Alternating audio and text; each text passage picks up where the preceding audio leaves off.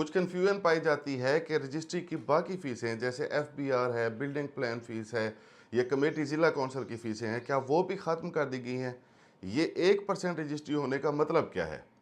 तसल्ली से समझ लें। अगर आप जायदाद खरीद रहे हैं और उसे मुस्तकिल भी अपने पास नहीं रखना चाहते, इन्वेस्टमेंट के लिए ले रहे हैं कि भाई एक आध साल में मैं इसको बेचकर जितना भी मुनाफा होगा वो हासिल कर लूँगा, तो आपको स्टाम्प करा के रिस्क लेने की ज़रूरत नहीं है, या रजिस्ट्री पे भी 8-9% को हज़ारों लाखों रुपए अदा करने की ज़रूरत नहीं है।